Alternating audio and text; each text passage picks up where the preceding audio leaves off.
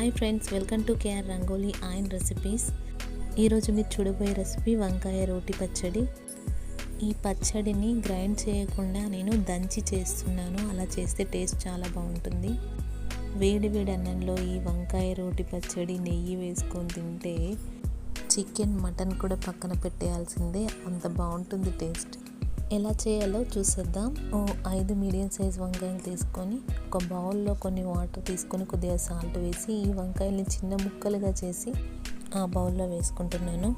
Stove on చేసి దానిపైన ఒక కడాయి పెట్టి 1/2 టేబుల్ స్పూన్ ఆయిల్ వేసుకుందాం. ఇప్పుడు దీంట్లో 1/2 టేబుల్ స్పూన్ ధనియాలు, కొద్దిగా జీలకర్ర, 10-15 ఎండుమిరపకాయలు వేసుకొని వీటన్నిటిని ఒకసారి చక్కగా వేయించుకుందాం. ఇలా వేయించుకున్న తర్వాత వీటిని ఒక ప్లేట్లో పెట్టి పక్కన పెట్టేసుకుందాం. ఇప్పుడు అదే కడాయిలో ముందుగా కట్ చేసి పెట్టుకున్న వంకాయ ముక్కల్ని వేసి కొద్దిగా పసుపు అలాగే కొద్దిగా సాల్ట్ వేసుకొని వేయించుకుందాం. ఇలా వేయించుకున్న తర్వాత వీటిని కూడా ఒక ప్లేట్లో పక్కన పెట్టేద్దాం. ఆ తర్వాత టమాటా ముక్కలు ఇదే కడాయిలో వేసుకొని ఫ్రై చేసుకుందాం.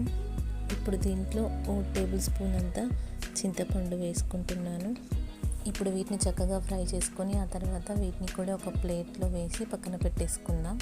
ముందుగా వేయించి పక్కన పెట్టుకున్న ధనియాలు, జీలకర్ర, మిరపకాయలు ఉన్నాయి కదా, వాటిని ఇప్పుడు రోకల్లో వేసి దంచుకుందాం. ఇప్పుడు దీంట్లో కొన్ని వెల్లుల్లి వేసుకుందాం. ఫ్రై చేసి పక్కన పెట్టుకున్న టమాటా, చింతపండు దీంట్లో వేసేద్దాం. వీటన్నిటిని చక్కగా దంచి మెత్తని పేస్ట్లా చేద్దాం. ఇప్పుడు దీంట్లో ఫ్రై చేసి పక్కన పెట్టుకున్న వంకాయ ముక్కల్ని కూడా వేసేద్దాం.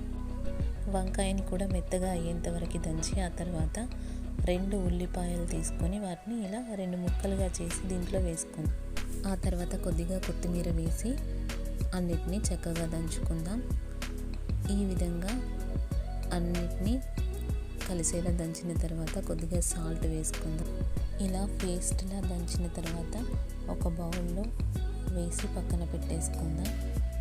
తర్వాత అదే కడాయిలో కొద్దిగా ఆయిల్ వేసి ఆవాలు, జీలకర్ర, శనగపప్పు, ఎండుమిరపకాయలు, కరివేపాకు వేసి చక్కగా వేయించుకుందాం.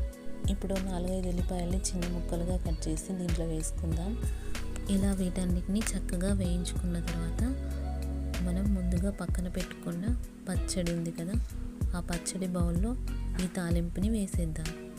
ఇప్పుడు ఈ తాలింపు చక్కగా కలిసేలా ఒకసారి స్పూన్తో కలుపుకుందాం. అంతే, టేస్టీ వంకాయ రోటి పచ్చడి రెడీ. ఇది రైస్కి, ఉప్మాకి, చపాతీకి అలాగే దోశకి కూడా చాలా టేస్టీగా ఉంటుంది.